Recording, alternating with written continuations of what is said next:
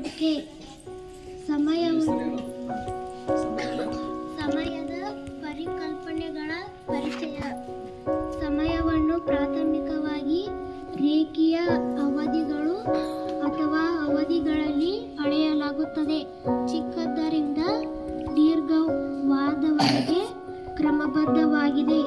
ಪ್ರಾಯೋಗಿಕ ಮಾನವ ಪ್ರಮಾಣದ ಸಮಯದ ಅಳತೆಗಳನ್ನು ಗಡಿಯಾರಗಳು ಮತ್ತು ಕ್ಯಾಲೆಂಡರ್ಗಳನ್ನು ಬಳಸಿ ನಡೆಸಲಾಗುತ್ತದೆ.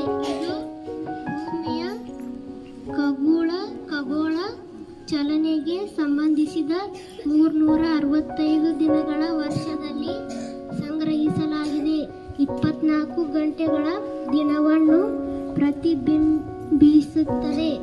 ಸಮಯವು ಬಹಳ ಮುಖ್ಯವಾದ ಆಸ್ತಿ ಆಗಿದ್ದು ಅದು ಒಂದು ನಿರ್ದಿಷ್ಟ ಕಾರ್ಯವನ್ನು ಪೂರ್ಣಗೊಳಿಸುವ ಅವಧಿಯನ್ನು ಅಳೆಯಲು ಅಥವಾ ಅಂದಾಜು ಮಾಡಲು ಸಹಾಯ ಮಾಡುತ್ತದೆ, ಅಥವಾ ಅದನ್ನು ಪೂರ್ಣಗೊಳಿಸಲು ಎಷ್ಟು ಸಮಯ ತೆಗೆದುಕೊಳ್ಳುತ್ತದೆ ಎಂಬುದರ ಬಗ್ಗೆ ತಾತ್ಕಾಲಿಕ ಕಲ್ಪನೆಯನ್ನು ನೀಡುತ್ತದೆ.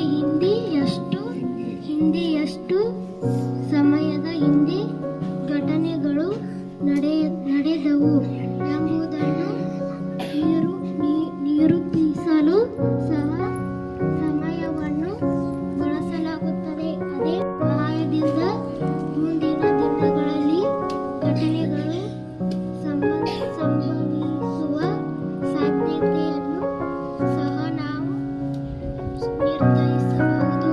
ಸಮಯವು ವಸ್ತುಗಳ ಕಾರ್ಯನಿರ್ವಹಣೆ ಮತ್ತು ವಿಭಜನೆಯನ್ನು ಹೆಚ್ಚು ಸುಗಮ ಮತ್ತು ಸುಲಭಗೊಳಿಸುತ್ತದೆ.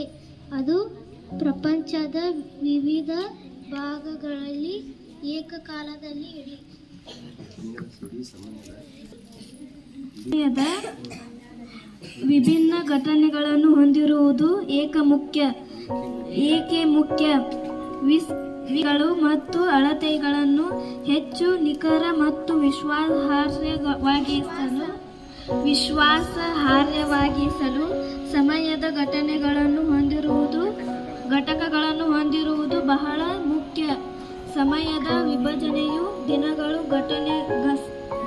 ಗಂಟೆಗಳು, ನಿಮಿಷಗಳು ಮತ್ತು ಸೆಕೆಂಡ್ಗಳಾಗಿ ಇರುತ್ತದೆ.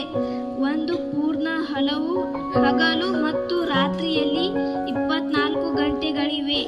ಗಂಟೆಗಳನ್ನು ನಿಮಿಷಗಳು ಮತ್ತು ಸೆಕೆಂಡ್ಗಳಲ್ಲಿ ಭಾಗಿಸಲಾಗುತ್ತದೆ. ಒಂದು ಗಂಟೆಯಲ್ಲಿ 60 ನಿಮಿಷಗಳ ಮತ್ತು ಒಂದು ನಿಮಿಷದಲ್ಲಿ 60 ಸೆಕೆಂಡ್ಗಳು ಇರುತ್ತವೆ. ದೀರ್ಘಾವಧಿಯನ್ನು ವರ್ಷಗಳಲ್ಲಿ ಅಳೆಯಲಾಗುತ್ತದೆ. ಒಂದು ವರ್ಷದಲ್ಲಿ 365 ದಿನಗಳು ಮತ್ತು ಅಧಿಕ ವರ್ಷದಲ್ಲಿ 366 ದಿನಗಳು ಇರುತ್ತವೆ. ಒಂದು ವರ್ಷವನ್ನು 12 ತಿಂಗಳುಗಳಾಗಿ ವಿಂಗಡಿಸಲಾಗುತ್ತೆ. ಒಂದು ತಿಂಗಳಲ್ಲಿ 28 ರಿಂದ 31 ದಿನಗಳು ಇರುತ್ತವೆ. ಒಂದು ನಿರ್ದಿಷ್ಟ ಭಾಗವು ಸೂರ್ಯನ ಬೆಳಕನ್ನು ಎದುರಿಸುತ್ತದೆ ಮತ್ತು ಉಳಿದ ಭಾಗವು ರಾತ್ರಿಯ ಅನುಭವವನ್ನು ಪಡೆಯುತ್ತದೆ. ಭೌಗೋಳಿಕವಾಗಿ